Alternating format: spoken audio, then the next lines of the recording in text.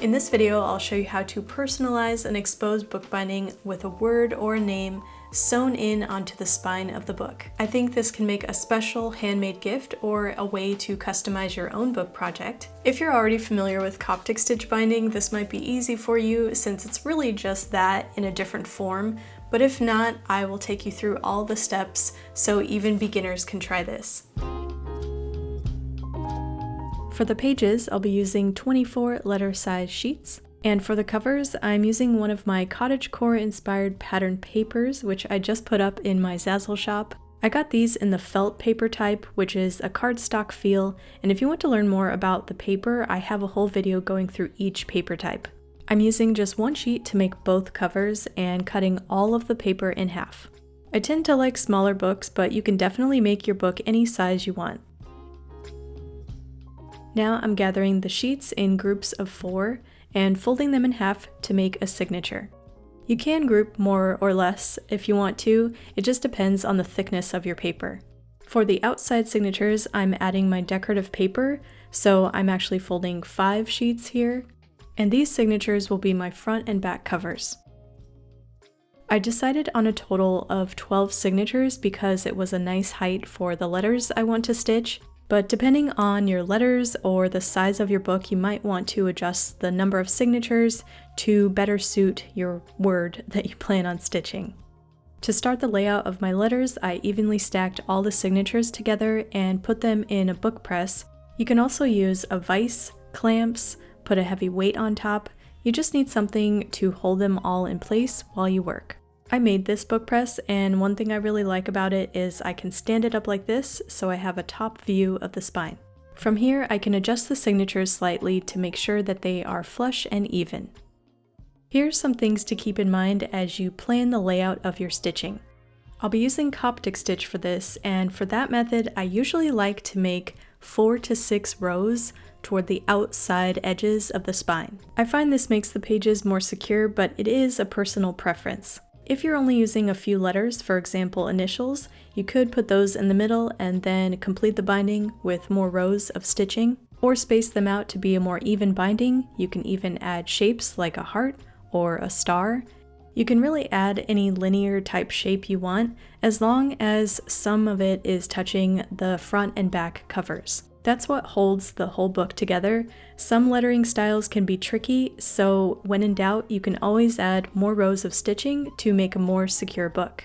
If you have a long word or name, you might consider making a larger book so you can fit all the letters on the spine. And some letters or numbers might work better vertically on the spine. Just remember, something has to touch the front and back covers to bind it all together. If you want a better idea for letter spacing, you can mock up your word on the computer and print it out, or use that as a template to make your own type from there.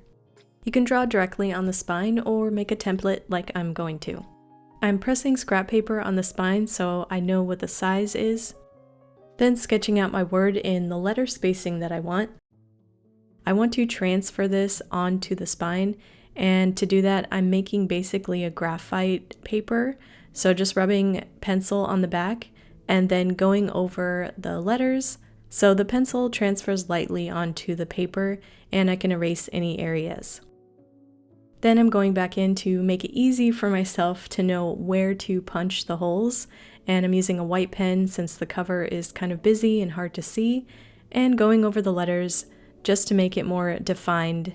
You can adjust where the binding holes will be to make the most sense for the binding process, so I don't want the holes too close together because then the paper will rip, so I went back to adjust most of the horizontal rows. Now I have all the marks made and it's time to punch through them.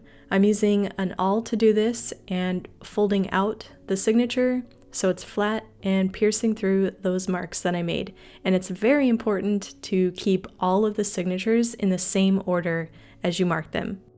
And make sure the pages are still stacked evenly as you punch through.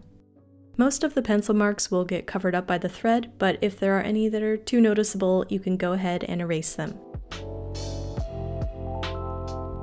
To estimate the amount of thread to use, I like to string the thread along the spine for as many times as I have signatures.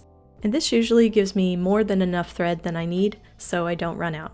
And I like to run the thread along some beeswax to make it more manageable to bind with, and it also protects it on the outside of the book since it is exposed. Then single threading a curved binding needle, you can also use a straight one, and I'm ready to bind. And again, it is important to keep all the signatures in the same order so your word doesn't get all messed up. I'm starting with the back cover, which is a signature for me, but if you have a hardcover, that process is a little bit different, and I recommend referring to my past Coptic stitch tutorial to see how you bind on that type of cover. You can find this link in the description, and if you're new to this style of binding, I also recommend just trying this out first on a test book, and then move on to this project, which will be a lot easier if you've already had practice. Starting my binding from one end, I'm pulling the thread from the inside to the outside, leaving a tail of thread on the inside so I can tie that off in a knot later. Then I'm returning the needle back into that same hole, just enough to make a little loop on the outside of the spine. And this little loop is what the next signature on top will hook onto. And I'm going to do that for every hole on this signature. Being careful not to pull the thread all the way through, and if you're worried about the loops, you can stick a toothpick in them so they can stay put. So this whole signature is making loops for the next signature to bind onto. When I reach the last hole, I don't need to make a loop on that one because I'm returning into the next signature. And when I return the needle back out, I can go through that loop I made and return the needle back into the signature. And repeat that process for the next ones. Depending on the placement of your letters, some of the loops will have more than one thread going through. This is usually the case for any round letters, so this is actually the base of the letter O. When I'm done with this signature and all the loops are stitched through, I like to take that time to tighten any loose thread areas, make sure everything is looking okay, and then I can tie the knot on that first signature. And then continue binding on to the next signature. This time I'm looping below the previous signature stitch, so no need to make any loops, it's already there and I have something to hook onto.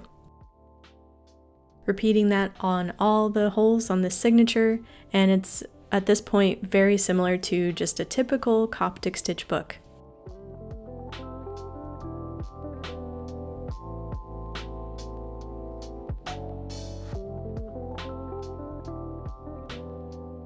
When it comes to the horizontal parts of the letters, I loop behind the nearest stitch instead of the one below it. And because there's a diagonal in the R, I then cross down diagonally to loop behind the stitch below it to make a certain shape. So depending on your letter form, this could totally vary, and it's up to you to figure out the best stitching direction to make the shape you want. You can also loop behind the thread twice if it makes a better line.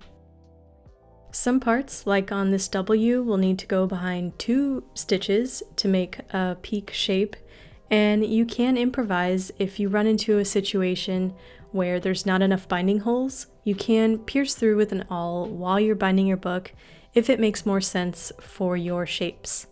Some areas like this G will end in the middle of the book, so in that case I make a loop just like I did on the first signature, so the next one has something for it to hook onto. Now I've reached the last signature, which is the front cover, and on this area of the O I did have to loop around the thread twice to make that rounded top so it was more even. Again, there's room to improvise your stitches, and there's really no wrong way. It's up to your preference on which direction you want to stitch and how many times you want to loop and gather your thread. On the last binding hole of the signature, I'm pulling through and then making a knot on the inside by looping around the thread next to it.